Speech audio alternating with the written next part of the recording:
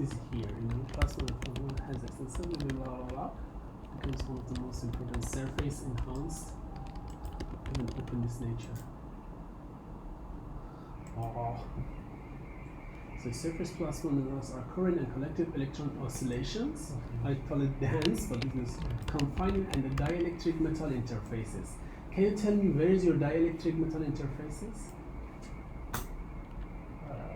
Your metal is here, Gallenstein, and your dielectric is gallium oxide. So dielectric, it means the material which has the high resistance to electricity, and gallium oxide is dielectric. So just copy, sorry.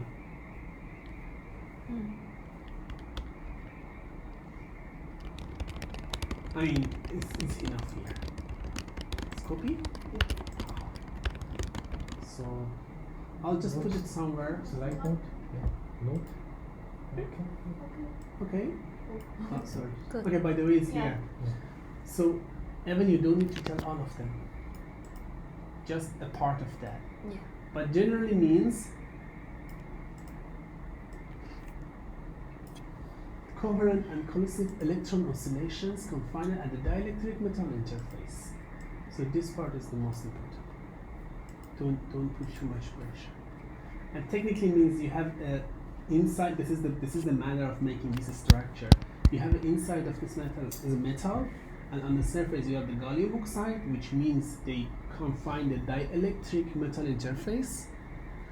Yes, dielectric means gallium oxide, metal means Gallenstein, and then you have a surface plasmon oscillation, and this is induced by visible light. So when I do it, visible light induced surface plasma. So the source which makes this oscillation is the energy of the visible light. You understand? Okay. So one more time. So this is the phenomenon that there should be a metal and a semiconductor. Your nanoparticles has inside Gallenstein, which is the metal, and on the surface is the semiconductors. Then there should be a source of energy to make this oscillation, which is visible light. Semiconductor is a gallium oxide. Yeah, gallium oxide is So dielectric is also similar to semiconductor? Yeah, Similar there is a border between them. For example, titanium oxide is also semiconductor, but is also considered as a dielectric. The more band gap, the higher dielectricity. So silicon oxide has the highest band gap, which is 7 electron volt, which is a strong dielectric. Gallium oxide is 4.7, titanium is 3.2. So the more you go less, and when you reach to 2 or 1, you reach to the almost visible light. So they're all semiconductors. Conductors means metal, which doesn't have any band gap. And if you start go upper, it becomes more dielectric. So there is a border between 3 electron volt to 5 electron volt border between semiconductors and dielectrics. Dielectric means it doesn't lead to pass, but here instead of dielectric you also can put semiconductors. The point is, please into this. These plasmonic effects can be shaped at any wavelengths of the light, but it's related to the material. For the Gallenstein alone, you remember UVBIS? Here, where is the UVBIS? I explained you this shoulder is actually plasmonic effects for the Gallenstein. So Gallenstein alone has the plasmonic effects.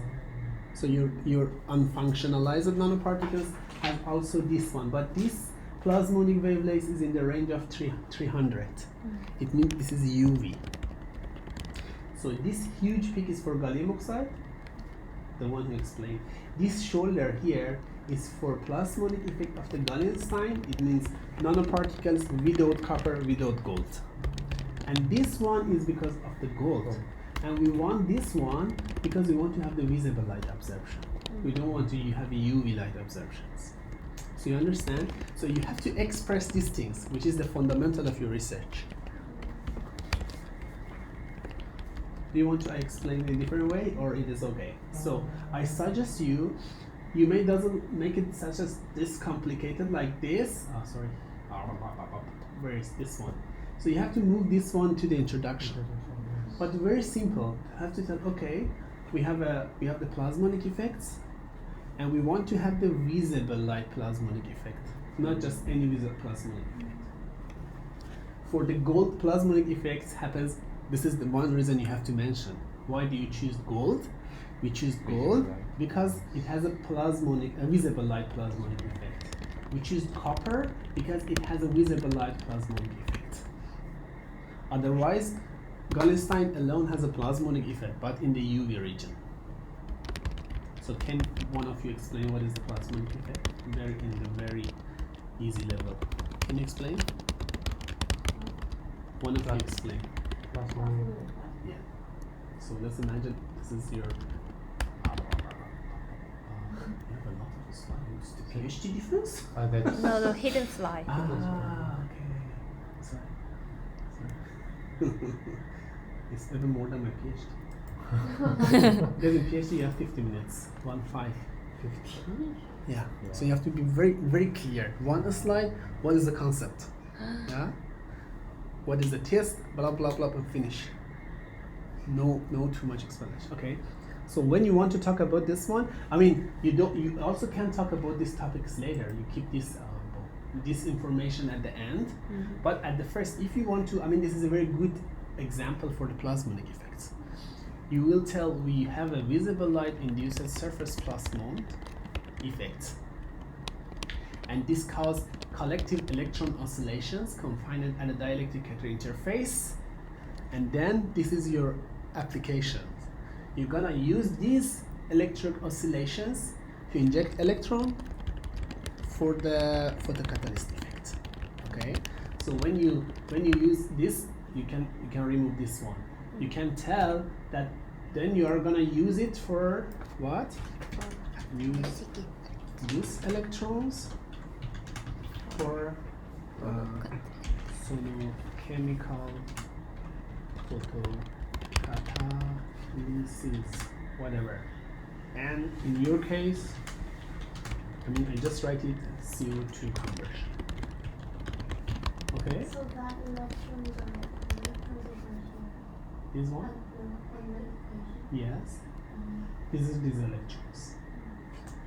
So generally, we don't have a marker. These electrons, when they have oscillations, they can generate hot spots, and those hot spots is the source of the electrons. Okay. So it's like that. The sun generate light. The plasmonic effects generate electrons. Okay, and those electrons comes and help you in the CO2 conversion. So in your first slide, it's much beautiful that you explain what is the matter, and the more I spend time on this topic is much better. So Evan, I suggest you just go to the Google and find different slides about the plasmonic photocatalysis.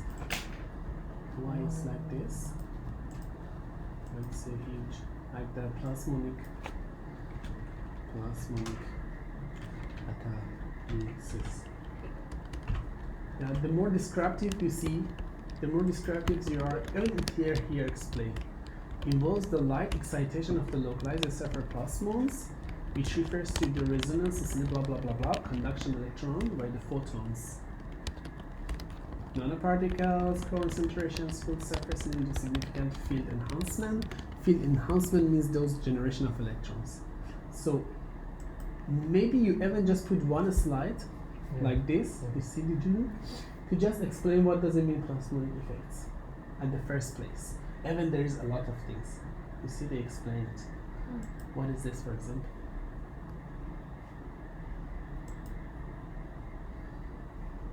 And those almost most of them is even in the nature. So you have to at the first slide explain something like this to understand what is the concept of your research. Okay, here maybe they explain. Let's visit this one. Hopefully it's open. Okay, you understand what happened? Here is exactly explaining you. So it's like the gold nanoparticles or the copper or the alloying nanoparticles. So I do suggest in the first slide explain this one. An introduction. Okay, thank you. So I don't make it so okay. move this slide later. Okay, so you will edit this photo, and then I do suggest in the second slide you talk about the And concept. without the climate change part, Yeah, it's here. just keep it. Yeah, but you have to change the. First one is the plasmonic. No, keep this one. This is okay. This is the concept. They keep this one. This is okay. It's a good start. It's a good idea to start. Still, the photo should be changed. And then here, if you're talking about the liquid metal for CO2 conversions, I do suggest first explain the mechanism, plasmonic CO2 conversion. Either this part and this part, okay? Then you're talking about the materials you want to use, okay? First mechanism, and then second, okay, I want to talk about the materials. Here I suggest you put it the room temperature liquid metal, okay? And okay, you already started about it. Just okay, when you're talking why you choose the Gallenstein, you have to explain this is not the poisonous, because the only metal is a copper. It's the mercury, but mercury is poisonous. Yes. So this is the Gallenstein, which is not the poisonous. And then this is room temperature. You have to put 90 centigrade degrees. So when you have the gallium indium Sm, the liquid, the temperature of the melting is somewhere between -5 to 90 regarding to the amount of the indium and Sn. Okay, so if you change indium and Sn, it will change between the -5 to 19.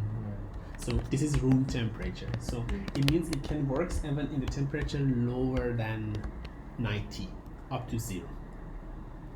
And then you have to also mention, because this is the liquid, it's very easy to synthesize.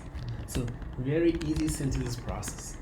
You simply just put it in the ultrasonic and then you have nanostructures. It's not that you make the nanostructure that easily. Yeah, maybe Okay. we'll say. Yeah, so you have to include 3 topics here. This is not poisonous. This is a temperature between, just go and check, because there could be a range of the temperature between 0 to 19 room temperature liquid metal, and this is very easy to synthesize. It means with the ultrasonic wave or mechanical waves, you can simply have very small nanostructures less than 50 nanometer in less than 30 minutes. It's not easy to make nanostructures that easy. It's the cheapest way. Okay, so you have to include those points somewhere when you're talking about the Gallenstein. I think it was here. Okay, blah blah. So we're talking about this one. You have to include it, and then if you talk about the copper, you have to use plasmonic effect. Lambda is equal 550 nanometer. Blah blah. Okay. And then efficiency to conversion, low cost, flexible functionalization. Technically, you use the copper, you use the gold, because the gold is a reference samples for all of the research. So gold and the silver, actually. So gold and silver has the best plasmonic effects, and you usually just put it as the kind of the reference standard to see how the other materials behave. Yeah. So usually they organize the things like that. But still, for your comparison, you have a standard samples. It means you know the gold is the best one. You know the gold doesn't show the reactions. You exactly know what is the plasmonic effect of the gold, and then you know the gold is very clean materials. Okay. So if they ask you why, I already explained you the question, why you choose the copper and why you choose the gold. This is the explanation for the gold. But especially for the copper, you have to know that the copper can simply interact with the gallium and indium. And the combination of the gallium, indium, and copper is one of the most important visible light absorbance materials. So we have a whole group of the solar cells, which may be made of the gallium, copper, indium alloy. Okay, one more time. The copper is chosen because the copper, indium, gallium alloy is one of the most important material for visible light absorptions, and solar cells is one of the main one. So most of the solar cells you see is based on the silicon now, but copper, gallium, indium is one of the most important material for a solar cells, which means it has a very good absorption of the visible light. So when I tell visible solar cell, it means visible light. So we have to explain this one. So maybe you include one comment here that maybe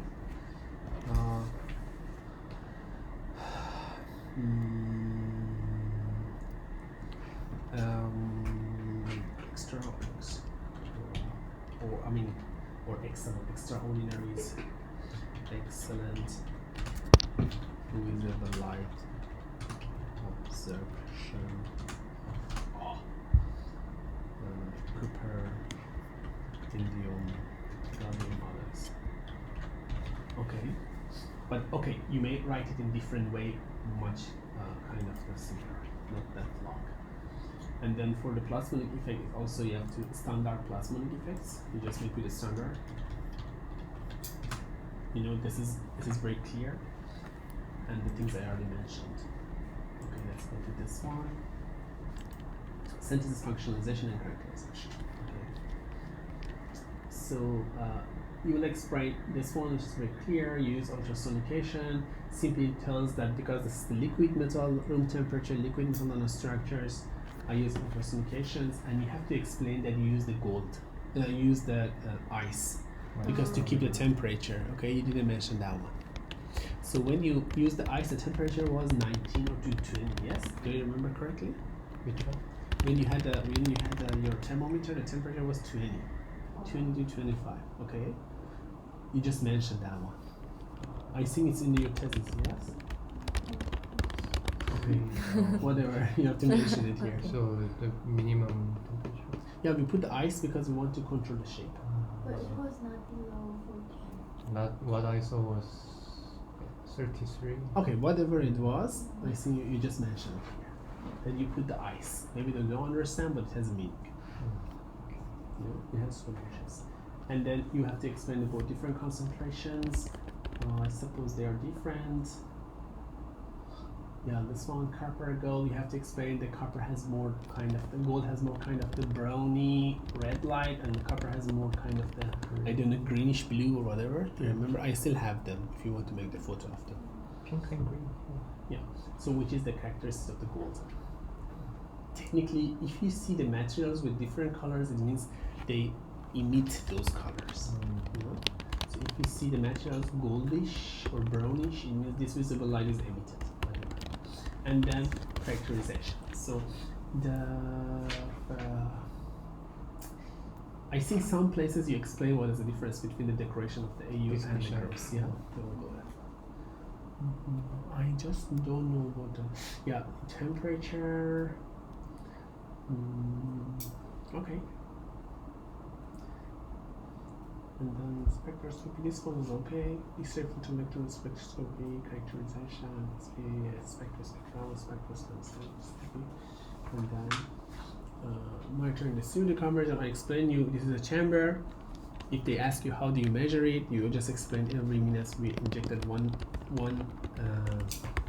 milliliter of the CO2. How do you inject it with the syringe, with the plastic part. So what I have to search is just okay. They will ask you what is the SCCM.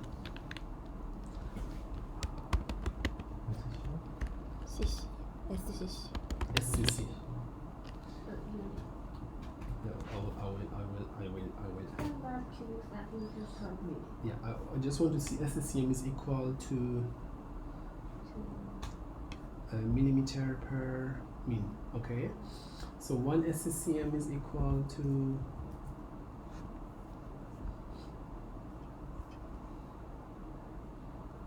SCCM conversion.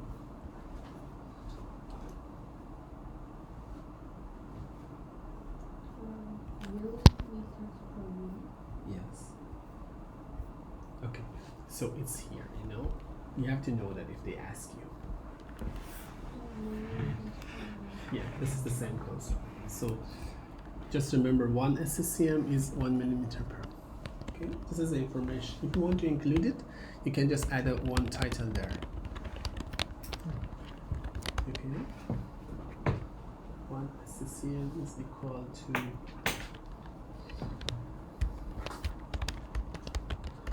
this is cubic centimeter per minute. Wait.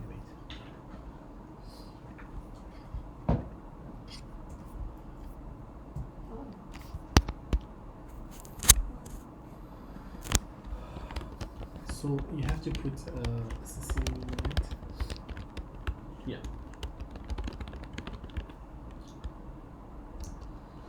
It was millimeter. Yeah, so there's also, so search it and find the exact amount. Please put it there because they may ask you what does it mean 1 SCCM.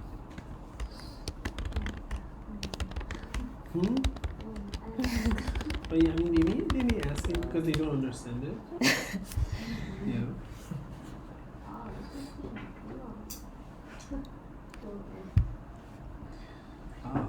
Yeah.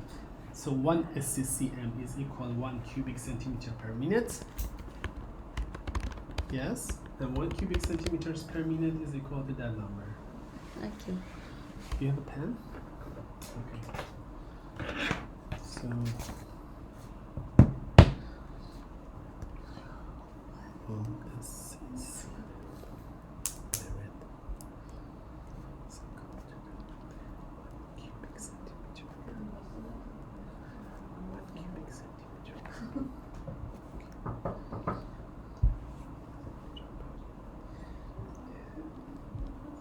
당신 외워야될 게 참 많아졌어.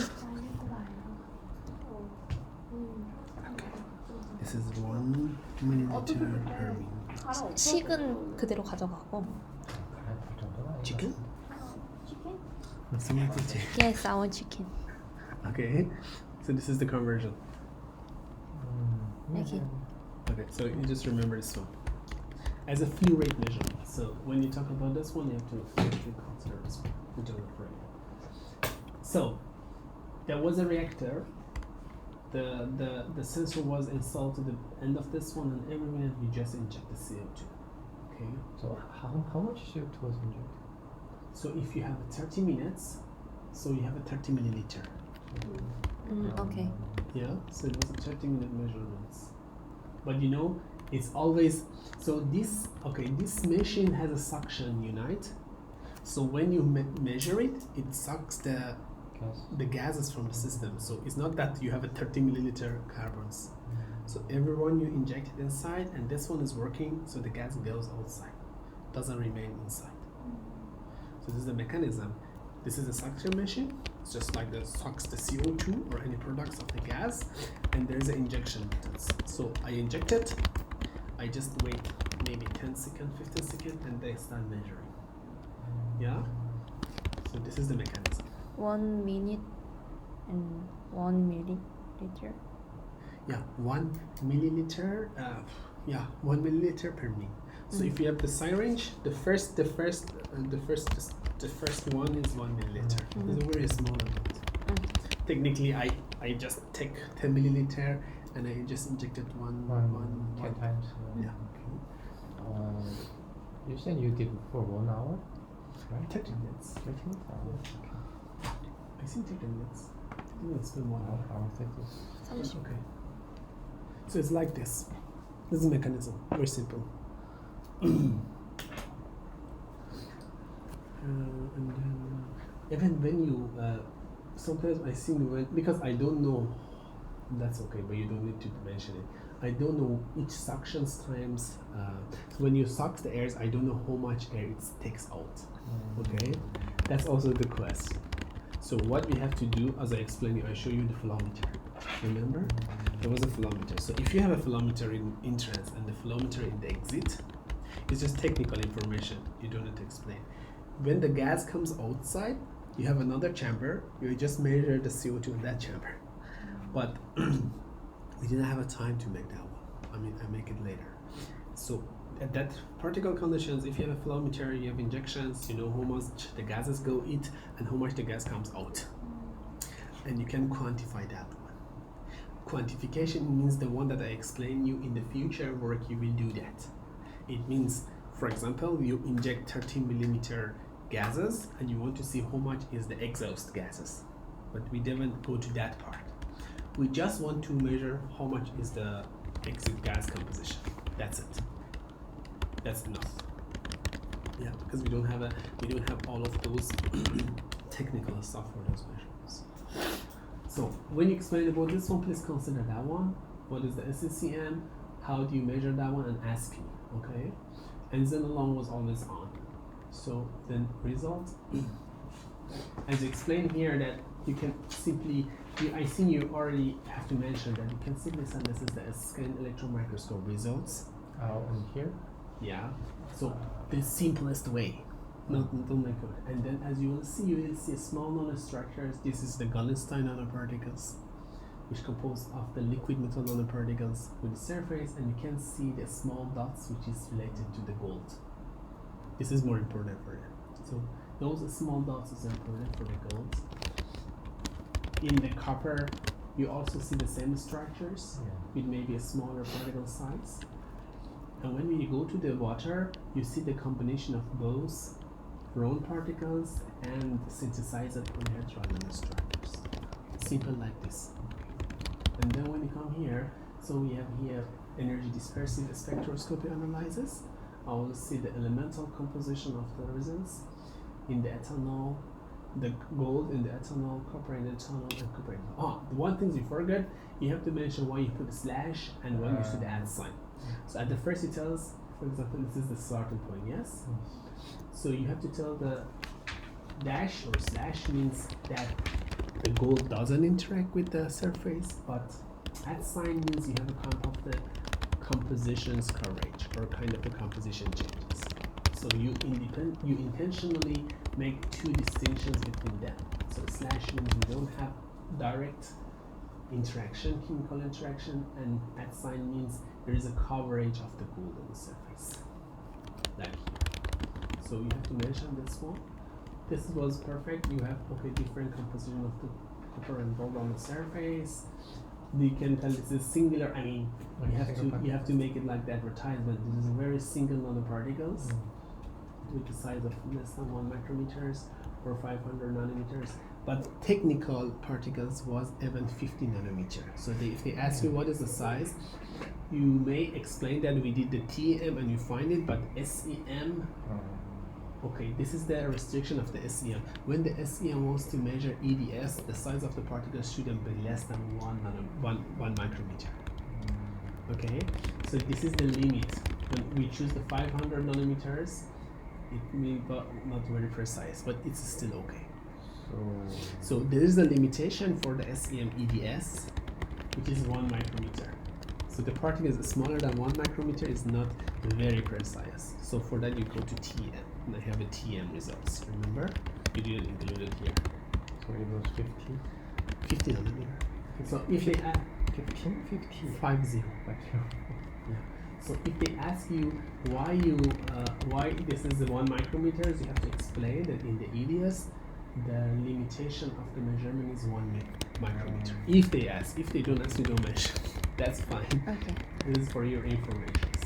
And you see the composition analyzed on the surface, including the indium, strontium, gallium, oxygen, and the gold. And for you, the most important one is the gold, copper, and copper in different environments.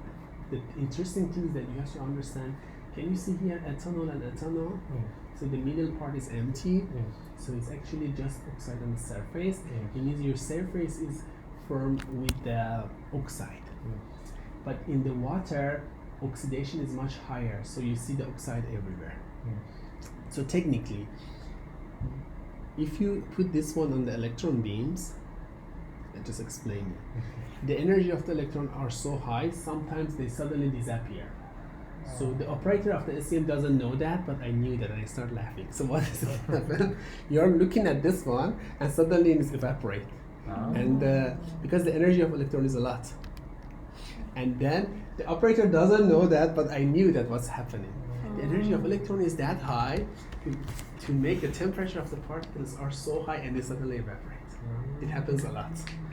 She doesn't know that. I knew that because it's not good for their machine. Because if somebody evaporates, it deposits somewhere else. But that's okay.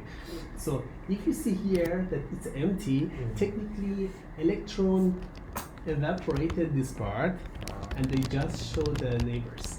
But this is technical information. Okay. So if you see why this is empty, but this is correct because level of oxidation is higher.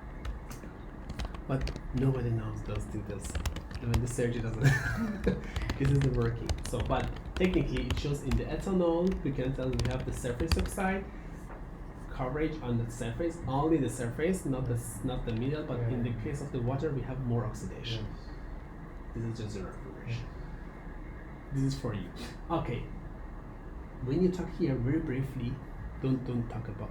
I'm just explaining the details. If they ask the question, you know how to explain. Okay. Here you have to indicate on the percentage. So when you have it in the ethanol, you have less oxide. Less oxide. Okay. And the value of the degraded copper is 2.25%. And the other elements are also already here. This is weight percentage and atomic, like this.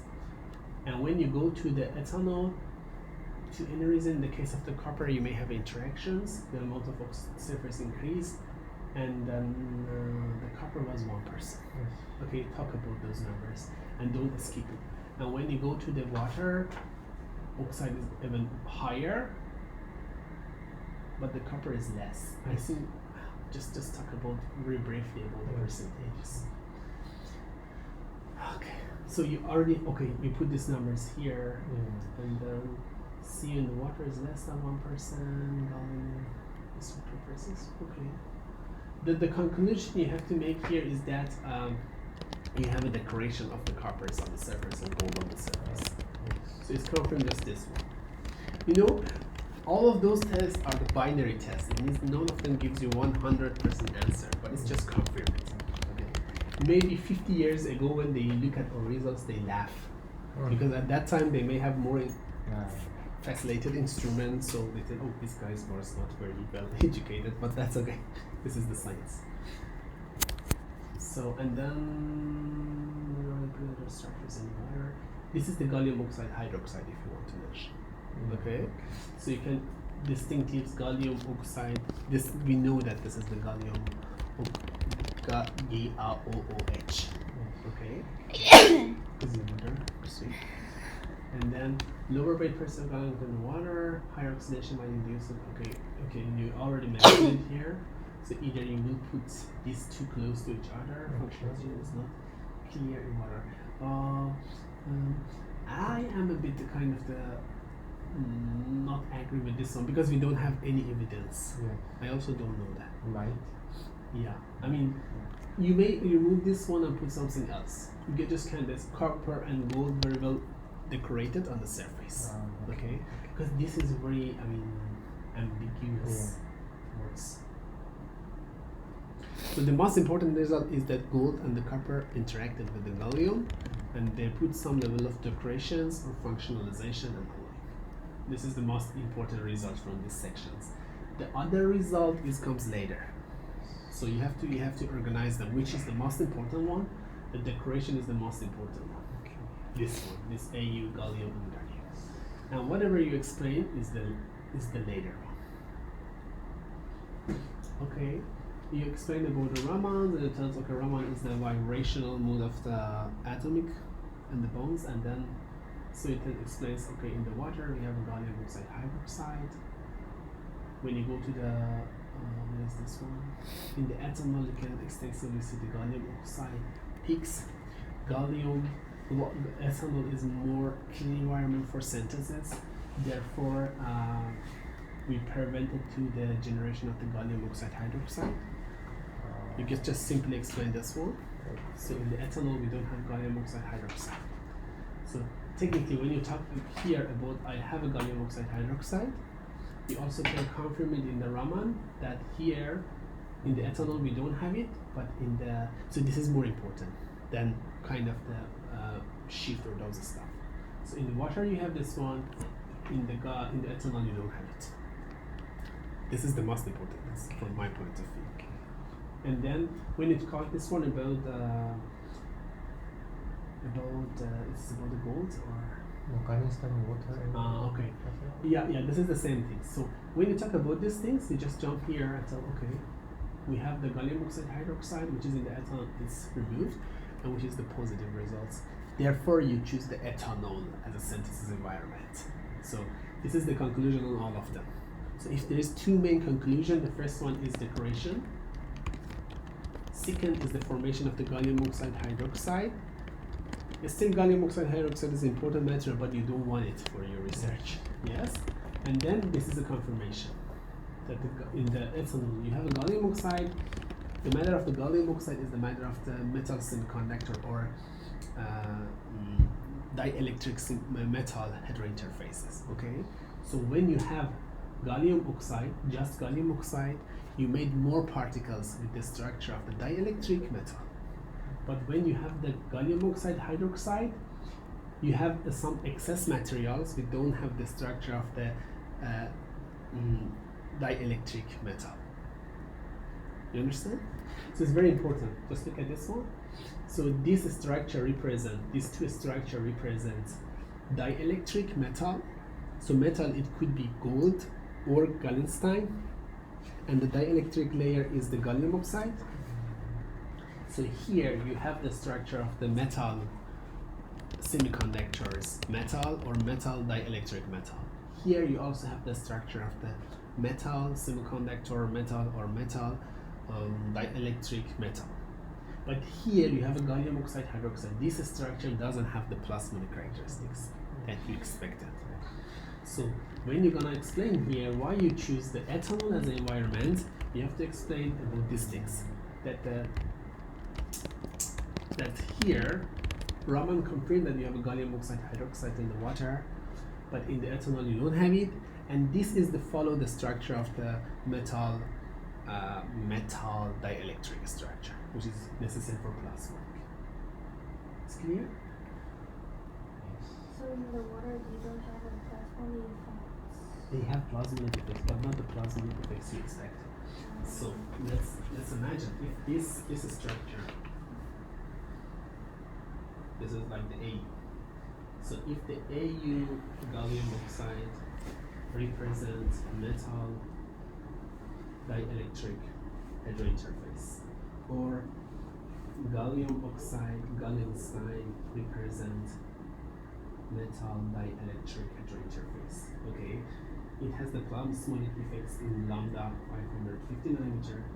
It has the plasmonic effects in the range of 350 nanometer. Yes, but when you have a gallium oxide hydroxide, we don't have this structure. So the structure of the dielectric metal doesn't exist anymore. So is the plasmonic effect regarding to this structure. You know, plasmonic effect is not just because of the materials. If you have very small materials, so you see the pyramid, yes? The pyramid in the Egypt, okay? If you can have a techniques to decorate all of your surface, like the silicon, with small pyramids, with a smaller size than 100 nanometers, you still have a plasmonic effect. But that plasmonic effect is not because of the metal dielectric. It's geometrical plasmonic effect. You understand? So plasmonic effect is not only one topic, but you want this one. Yeah? This material may have a plasmonic effect, but this plasmonic effect is not because of the materials, it's because of the geometry. None of those guys knows that. And they even don't need to know that. You understand? This is science is like this, is not just only one topic. So you don't want this one because this has a structure. So what is the essence of this photo from here? From here to even here in the Raman is that the ethanol give you the dielectric metal structure which has the plasmonic effect, but the water environment doesn't give you. Yeah, this is the point, you get it, and you have to indicate it. So when I told you have to first put the matter of the plasmonic effects here after the second slide, you have to in your material synthesis explain why you choose the ethanol, because ethanol will give you this structure but the water doesn't give you. Okay, so the essence is more important than just the results. Is it clear? Even talking about very detailed things maybe doesn't help that much. You may even remove these results. or just put one of them and then explain about one of them in one graph to have more time, but again indicate why you do Raman and to confirm that results. Okay. Yeah. Am I clear? Yeah. I don't know because it's a bit hard. No, it's just matter of time. Yeah. So remove as much as you can, Yeah. but give the results directly. Okay. Yeah. So instead of 5 slides, you can just put one slide. It tells, okay, SEM tells me this information, Raman gives me this information. Okay. That's the best thing. Okay. So these are just confirmation. Okay. I know you all want to talk about it. You just talk very fast about this. Sorry, I just want to give you the essence. So this is the XRD result. You already mentioned very well. That's okay. This is optical band gap. Okay, you just take there is a kind of the formula. You may just this also okay. That's fine. You may just put one imaginary photo here. What does it mean optical band gap? Because I suppose those guys are educated, so they know. So this is a good. But even if you don't do that, that's fine. Okay. Okay, like the optical, okay, and gallium oxide band structure. So this is in the reality. So if you want to draw the band structure, valence band maximum is like this. Oh. But okay, you're not going to do that. Yeah, but this is the real one. But okay, forget this one. So technically they will draw it, but okay. You may just put something like this. One of them. Okay? Like the beta gallium oxide. You see the band gap is 4.6. And beta gallium oxide is 4.6. So what is this? I mean, if you want. If you don't want it, that's fine. Or here just have a. So you see how they draw it? So in this specific materials they have these structures. So they found the valence band maximum, you see blah blah blah blah blah, and they draw it. You don't need to talk about those stuff. Okay, but this is just example. And even if you don't want it, don't talk about it. And then this was okay, perfect.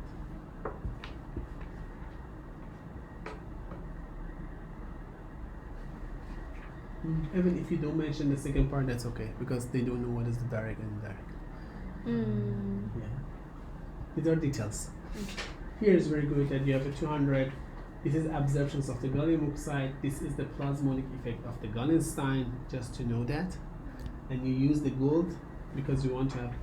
You may just put the white one graph. This is the plasmonic effect of the Gallenstein, and one flash that you make it visible like plasmonic.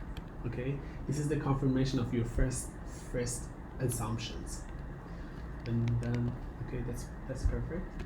So you have to include one, maybe 300, even it's less than 300, 200 something. But this is the plasmonic effect of the gallium, especially. These are perfect. You didn't talk about this part, but that's okay because this part explains the formation of the Cu gallium indium alloy, but we don't talk about that. I know a lot of people in the high level they don't. And then this was very good. So just make it just as perfect as it is. So you just tell this is a Serber spectra for the gallium indium S and Au alloy, no nanoparticles. And then you just simply will explain you this is a gallium 2p related. When you talk about the XPS, just simply mention XPS refers to the oxidation states of the elements. Oxidation states. So what XPS shows you? They shows the oxidation states. Oxidation means how they give the electrons and how they gain electrons. Not oxidation means O2. Yeah? Oxidation in the meaning of the giving the electrons. Okay? So XPS is a test which express or give you the oxidation states of the elements. Okay. And then from that one you can understand if there is any composition or interaction. So here you see the gallium 2p peaks, which is the gallium 0 is related to the metal, as I suppose you already have it here, and this is related to the oxidation state of gallium 3+, which means related to the gallium oxide, which is confirmed over here also. And then you see this is the elemental indium and indium 3+, This is elemental gold, and this is the oxide fields. You already explained. That's fine. Here also copper. So the most important things, as you mentioned, here was great. You don't need to add anything more. Is about the copper and indium. I mean, that was perfect. I mean, your presentation is really perfect. You know, because I understand. Okay, this one is also very good. So you can tell me if I want to. So the reason I told you maybe you can put the band gap here in the gallium oxide here is because of that one. Because when you want to explain about these things, they have a perceptions. What does it mean about these things? So you explain, okay, we find the valence band maximum from the XPS. We already had a band gap, and through these two extra grades, we draw the. Oh, you put in the conclusion? Yeah, in Joe part. Yeah, maybe it's good to also include it there because it's very important results. If you want. If you don't want it, that's fine. Because I understand. I don't know if they understand. You understand? Because we all understand what's going on. I don't know about them. So this is the outcome of that test. You know, maybe you can put it just there. And then for this paragraph is just mention some information. That VPM density shows the visible light absorptions. Okay? So this 1.64, 1.84 means visible light absorptions. Can you say? So you can see by incorporation of the copper and gold, you decrease this number. Yes. And technically you available the visible light absorptions because this stage to this stage is 1.64. So if you have the visible light, you can observe the visible light to generate more electrons. But this is related to just gallium oxide. You understand? So these things you present here is not all of your particles because the band gap is for gallium oxide. Yeah, because the only semiconductors in the system is gallium oxide. So if you edited the structure, it means you also edited the gallium oxide structure. So you have two different topics. You don't have marker here. No, that's fine. You have a plasmonic effects. It means all of the structure, and you have just gallium oxide. So this part is related to the gallium oxide. Because the gallium oxide has a band gap of 4.9, 4.5 or whatever, which doesn't absorb the visible light. No, by decoration with the copper, with the gold, and functionalization with the copper, even your gallium oxide structure has visible light absorption. You remember when you work on the zinc or the titanium oxide, you work on the zinc oxide, yes. You didn't have visible light absorptions, but I don't know what did you. Did you anything for visible light absorption? Okay, so whatever. So this is especially for the gallium oxide. You understand? Yeah. They don't understand. But you have to know that. Because, I mean, the best thing is that you know something they don't know, so you can play with them. And this is very funny. So you can explain this is the valence band instead of the heterostructures, just like this. So what I suppose to you, you just put states of heterostructures. You know the heterostructures here means gallium oxide with the gold or gallium oxide with the copper. Also, just only with the gallium oxide you cannot find with the visible light, but with the copper and the gold you can see the visible light. Okay, and then this is what I suppose, but you have to keep this information here. So if you move this photo somewhere, you have to think about how do you want to explain. So maybe you just put one of those photos we already searched here. You remember we searched a photo about the mechanism of the transfer? Yeah, you already have the photo. You already made the photos. Yeah, you made in your thesis, which explain you made it. Yes. You send me the photo that means the electron is. Ah. Yeah, you can put that one Yeah. here. Okay. Where? Yeah, you can put it there. Where's it? On the plasma. Yeah, just put it there. So if you want to talk about the plasmonic effects in the first, just put it there. Yes, exactly. So when you check about this mechanism, they put that image. You already made it. You don't need to use the result for that. Okay? Why I'm here? We reached to this section. That was good. We don't need to indicate a lot. So the only things you have to explain that we have improved pseudo conversion efficiency under visible light for the copper and for the gold. Okay, which is less than their counterpart in the dark conditions, I suppose. Yes. Yeah, in the dark conditions. Just this. So I already explained you how this works. I do believe if you give me your final presentation, I also present your PowerPoint by my own style. Okay? The things I understand is AAA, EPP. It's okay? No matter. It's not a matter. I mean, unless you put it in the one bracket or whatever. Yeah, This one okay. is for gold. This one is for the AA. So this is my suggestion. The easiest way, you just put one. Yeah, make it a bit smaller maybe, and put one whole bracket. This is for gold. This is for this. Yeah.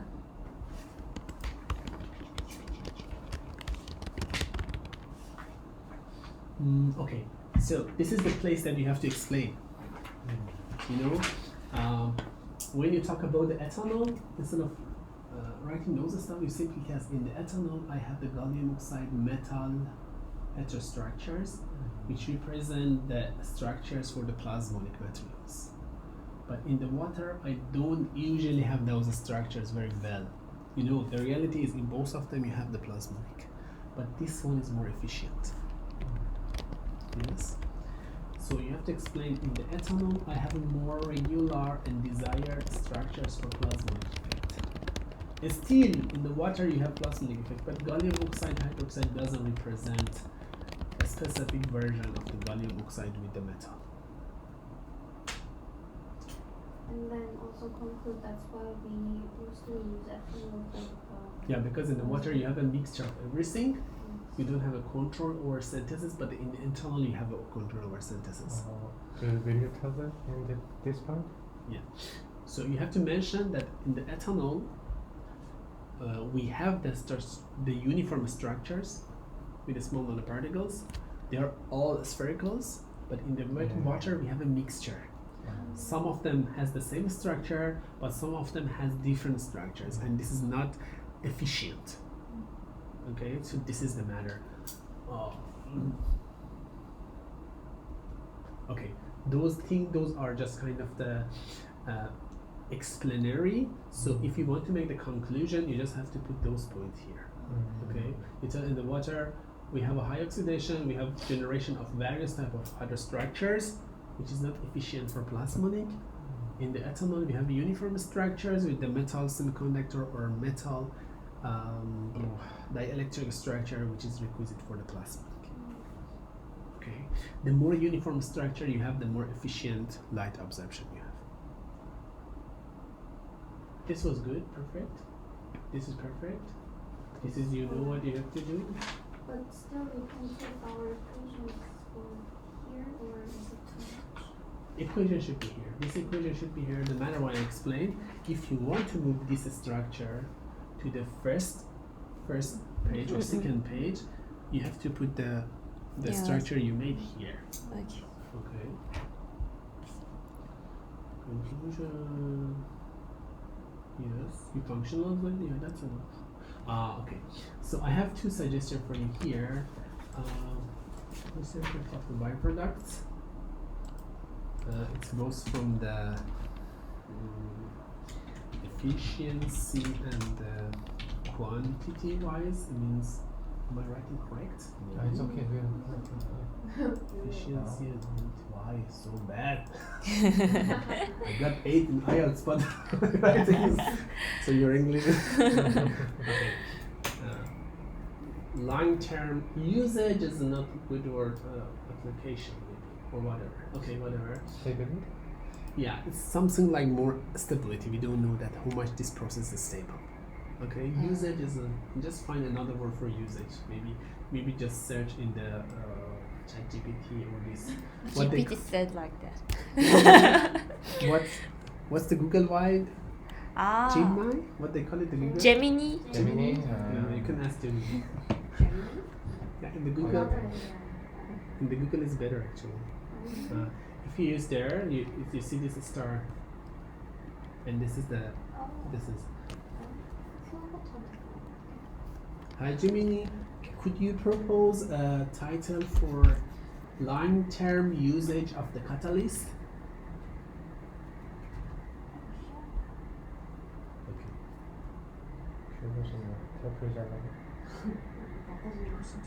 Long-term usage of the catalyst.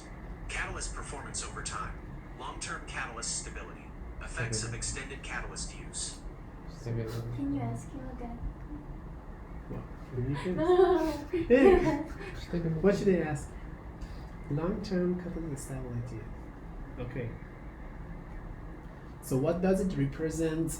Long-term catalyst stability? Lifetime?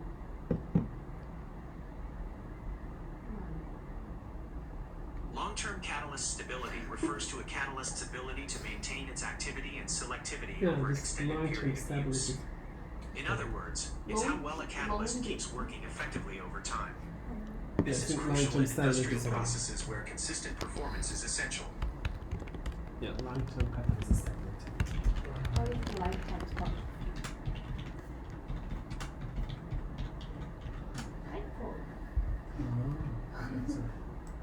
It's actually this AI becomes very crazy. So technically it's very funny, there are a lot of models, AI models, that they gain more income than the real models from 몰랐어. advertising. I understand that they're going to be crazy in the future. Okay, okay. I have one suggestion. So here you use photosolochemical, yes? So your technique was photosolochemical. There are two new methods. You may choose it. This one is the microwave CO2 conversion. Microwave, am I correct? Where do you live?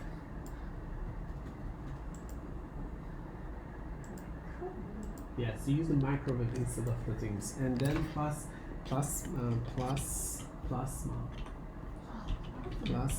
enhancer. CO2. I mean, maybe for the next year I will introduce these two topics.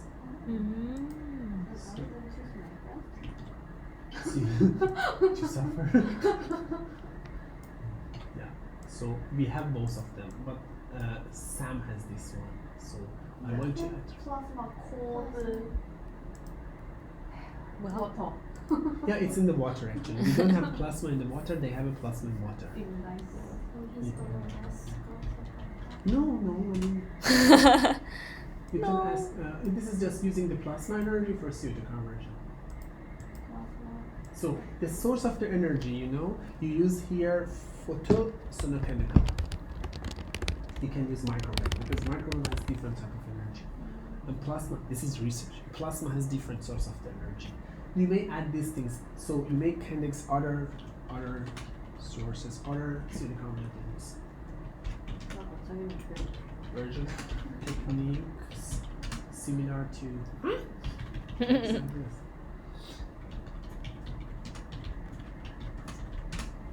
but okay, you make it more abbreviated. Similar to microdosing and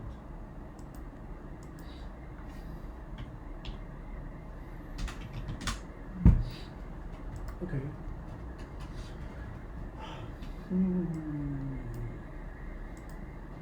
So there is one question they may forget to ask you. What is the rule of the sonochemical method?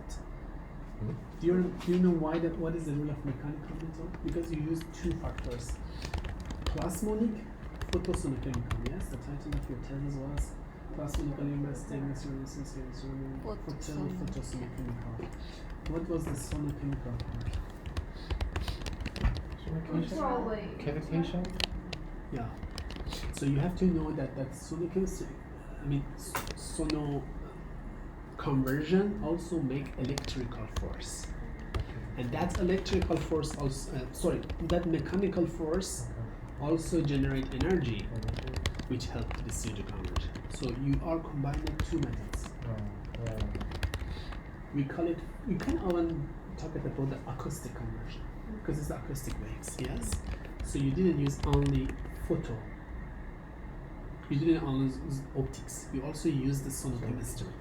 Because they may ask you, why do you use everything on the ultrasonic bass? Yeah? Because it makes mechanical energy, and mechanical energy is a mechanism for CO2 conversion also. So when just remember here, when you talk about the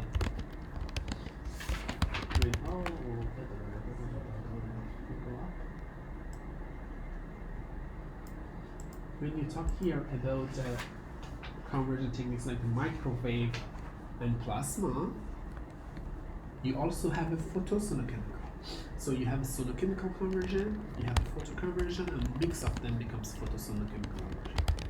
So technically, you have an acoustic conversion of CO2, you have a photo conversion of CO2, both of them becomes photosonochemical. So somewhere when you are explaining about that at the first, you also have to explain that we use the photonic plus acoustic waves. I forgot here. So at the first, when you explain the second paragraph, here, when you explain what He has happened? lots to say. Well, you want to say something? No, I mean the presentation. When you want to tell us about the plasmonic, just simply, you have to also tell us about the acoustic conversion. So you explain there are two different methods. Acoustics conversion of CO2 and photo conversion of CO2. So we mix them and it's the plasmonic sonochemical conversion. Okay, so you have two sources of the energy. Light plus acoustic. Okay. Use that's enough? Okay. So I think this is enough. Yeah. By my suggestion is do not make too many slides, make it very simple and separate. So as I explain you, when I want to explain this one, I just simply tell us, as we see the amount of CO2 conversion increase from 1940, according to this graph, from 36 billion to intermittent space. That's enough. Go to the next one. So we have these methods, which is the plasmonic and acoustics waves. In the acoustics conversion, we use the acoustics energy of the waves for CO2 conversions, and the plasmonic we use the accumulative oscillations of the electrons generated under visible light for CO2 conversion. Okay? You don't need to explain at the first place a lot. What happened? Overloaded. Yeah. So I mean, you don't need to put too much explanation at the parts. But if they ask you a question, you can explain. So 90% of what I told you here is just if they ask you a question. When you tell this one, make it very simple and direct. One, Very two. simple, but I know everything. Yeah, that's the thing. That's the problem. And even there are some things I understood from your experiments that I don't explain you because they would be more complicated for you, and you don't need to do. So that's my point in the presentation. In the presentation, just be very direct and point by point. You don't need to explain. The explanation comes when they ask you the question. Yeah. Okay. Do not try to force them to understand. They don't understand. That's what it's okay. I think at the end I have to do 1 day boxing of the.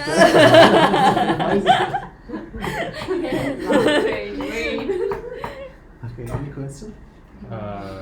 Yeah. If you want to see me, just always tell me because I'm here also every time. I have several questions. So our particle is homogeneous or not? Can you say? Nanoparticles? It's heterogeneous. Because you Size, have the particle size. Yeah, the size is less than 500 nanometers. So Is it the big size, but the average size is less than. The average size was between the number of the 100 nanometers to 30 nanometer. Can you say it is homogeneous or size? You know, 100 nanometers is so small. Yeah. Yeah, they already consider homogeneous. Okay. We have some photos of the structures, and we already put it here. When it will be, I mean, this one is heterogeneous. Because Yeah, if you see the composition yeah. of this one, this is one but this is homogeneous. It's alright. Yeah. What about the There is first no one? technique to separate. I mean, there are techniques to separate 100 and 500 nanometers, but Okay. it's really easy. It's really hard that we Yeah. don't have those things here. I mean, it's a very complicated production. Also, the first one is the homogeneous. Yeah, it is We homogeneous. can say it's homogeneous. Yeah, because you cannot control. I mean, we don't have a structured synthesis systems here. We just have ultrasound. Yeah. I mean, what you have to do, I already explained you that you, because there is no filter for this one with this size. Okay. So what I especially did it, you don't have a time, whatever I synthesize, I put my samples, and after one day, I come and extract the upper part of the liquid, and again sonicate the bottom part, maybe for 30 days with the same samples. That one is homogeneous. Then there you see all of the particles is 20 nanometer. Yeah. But you don't have that time. I mean, suppose you have to only work 30 hours on this project. I don't know how many hours you work. Yes. So this is the way you make it homogeneous. Okay. First, if somebody asks you, you tell them there is no filter which can separate, especially this liquid metals. And you remember this is not the solid particles. Technically, if you use the filter and you put your hand, it becomes all liquids. Yeah. You will see all of the metals on the surface. It's like you put the paint on the things. So this is the first things. Second, that's the techniques I have it. Yeah. It means just give it the time to all of the bigger particles sediment. So you put, technically, you have to put time scales like 1 day rest, 2 days rest, 3 days rest, 4 days rest. Take the nanoparticles, go to another techniques which is the particle size analyzer, and you see what is your particle size after resting them for each day. You example, okay, you want the 50 nanometers, use 2 days rest, which gives you 50 nanometers, and then you choose it for your test. We don't have that time. I mean, and also we don't have particle size analyzer machine. Particle size analyzer machine is the machine which has the laser beam. If you wind directions, you put your particles in the pillars of the liquids, it's sediment, and that laser measures the particle size. Okay, we don't have that one here. So this is the techniques. Yeah. You make the homogenized one. If somebody asks you, we don't have a filter, and this is the techniques. We don't have a time. We don't have the things for this one. So we just attach to the general understanding. Okay. So one project in the long term could be expanded to a lot of different directions. Okay, this is one direction. Even you can go to the modeling, which I'm gonna try to learn how the gold interact with the surface. So you can explain one project in a lot of different way. A lot of people work on it. Yeah, this is just a starting point. Okay. One more. So there is nanodomain growth and nanoparticle decoration. Does it have advantage or disadvantage for the efficiency? Something? So technically, nobody use golds because it's very expensive. Yeah. Yes, but you still have to have a gold as a standard criteria. The advantage of the gold is it doesn't interact with the material, so you for sure you have the metal semiconductors. Yeah. Yeah, in some level doesn't interact. So some other material also could have a nanoparticle decoration mechanism, right? Yes, every material will be My different. question is the So if you decoration and nano growth. For example, if you use the silver, it would be different. Usually, all of them interact. So the gallium is very active material, and the gallium is very active material in the respect of the corrosion. So if you have the selenium, you have the silver, you have any type of the metal, they will give you different type of structures. So my question is not about material, the mechanism, nanodomain growth and nanoparticle decoration. Yeah. Could it have different? Sure, for sure. Because in the decoration, you just put one particles and put it on the summers. So it's a composite. So the composite, as I explained you to the hair and the hair, in the composite you don't have any mixture. It's like the chocolate, not the chocolate cake, like the peanut cakes. Yeah. Or so the objects are attached Yeah, to the I surface. remember. We don't elemental compositions. Yeah. So you have she become crazy. So you have one and second. But in the case of the copper, it's active, so it interacts with the gallium. So you have the alloy. But technically, this is what I explained you. Copper, indium, gallium is one of the best visible light absorbent alloy. So they are trying to make a lot of semiconductors for photovoltaic things. It's much cheaper than the gold. Yeah, it's more available and more easy to produce. So the reason that they don't do, so they want to compare it with the standard, which is the gold, but they still want to have all of the possible metals, like what we found, which is the copper, gallium, they call it gallium Cu, Zn, gallium Cu, indium. There's a series of the alloys with the gallium copper, which gives you the visible light absorptions. This is alloying. You did something. You didn't change the structures. Oh, it's gone. Really? I see. 그러니까 I see it's turned on. But that one is just, what is the return?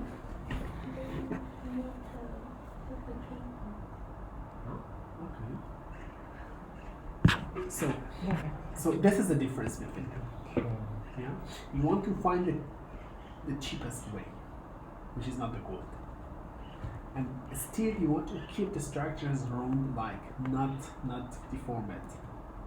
So that was the idea. Then is it reasonable if they are asking which is the best Which for the mechanism is better? applications? Then if I say with the copper under the light, is it reasonable? Because I feel with the gold is the most efficient thing, but since gold is the expensive one, I will choose this one. Is it right. So the reality is alloying is more industrially possible. But still gold is a very common material to use, you know. But it's not still, you know, there are a lot of catalyst materials we use it every day, which has expensive metals. It's expensive materials, like the catalyst used in your car. It's already expensive. Yes, it's platinum, yeah? Yeah. So it is possible to use the expensive things, but when it's industrialized. But this one represents much cheaper material. Because for here you use the gold, which is very, very expensive, but here you just use the copper chloride, it's much cheaper. I do forget that I mentioned that you have to maybe just simply mention for the decoration you use the gold nanoparticles, and for the gross you choose the copper chloride. Yeah, we put it over. Okay. So our pick is copper. I mean, you can choose copper. With the reasoning. Yeah, it could be, you could be like this. If you're rich, you can choose the gold. Yeah, the matter is that you choose the gold because the gold is the standard and Yeah. the gold doesn't interact. You choose the copper because the copper is much cheaper but still abundant, and then it uses different mechanism which making the gallium copper indium alloy. Normal. If you only can choose, let's say, 3 equipment, what will you choose for the characterization? TEM. You don't have it here. Yeah. Transmission electron microscope. But they are all complementary. So TM is really. Transmission electron microscope. This one is really comprehensive. Yes. But I mean, from these things you need all of them. I mean, if you want to choose, there is no one that you want to choose. They have to be all of them. XRD, Raman. I mean, Raman is just confirmation, but the most important was SEM, XRD, and XPS. So XPS and the SEM are the most important. XPS and SEM. SEM, okay. XRD confirm it. Raman also confirm it. But the shorter, the better. Yes? Whatever you explain, the shorter, the better. Do not put too much explanation. But maybe one day if you present this one, I also can do one presentation after you. You want to have one more presentation or not? Yes.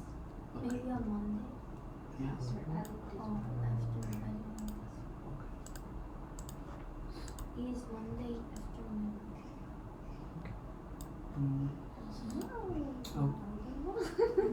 I will check if I have a meeting with the rector of the Ghent. I think, and if there's not, I think there's 1 hour meeting with the rector. But I don't know this week or the next week. I have to check. Maybe tense. This week is not tense. Let's use tense. Yes, early tense. Okay. So this week I have, I think, from 3 p.m. to 4 p.m. meeting with the rector, and then I will be there. Oh, you won't be.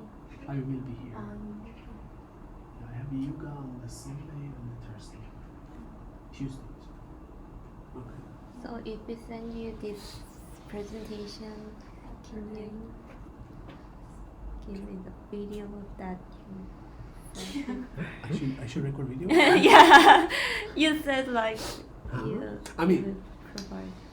with you. I mean, when you sit there yeah. and you give the second presentation, I will just correct it okay. like And then- after that. Then maybe it will be 5 p.m. Okay. 5 p.m. on the Monday. Yeah, 5 it's Monday. Just write it on the board. ah, You want to present it here, yes? Yeah. Write it on the board. okay. 5 p.m. Yes. And then you have to write your notes for me in the first page. Whatever, if it's good or bad, no matter. We even have a script. Do you want script? No, that's fine. I give you my script, yes? Or Your script? The one. The printed one. the printed one? Practice? Yeah. Yeah. Yes. You have to write your message for me. Oh, it's Ah, With a pen. Yeah. Okay. It could have a hateful stuff. It's okay. Will Yeah, just you write give them. you on Yeah. Monday? yeah. No, anytime you want. That's fine. Indifference. Okay. Any So question? Monday 5 p.m. Monday 5 p.m. Or just text me in the group. Yep. That's fine. And ask me a question if you have any more question. Maybe after editing. Yep. 감사합니다. 감사합니다. Thank you. Good time. Take care. And then I think it's cold. Don't turn it off. So please do not forget to close that door. Okay. And don't jump in. Thank you. Actually, it's a very good area. They don't let us to use it. Ah. Because apparently they told us you have to, according to the Korean regulation, you have to always evacuate this part. Because if the accident happens, Ah, yeah. we have to put you down. So they should have on the other side they have a cable. To So jump No, down. you have to hang you like Yeah. a bungee jumping. But this area should be open to any reason they want to have access, emergency access. Thank you. Have a nice weekend.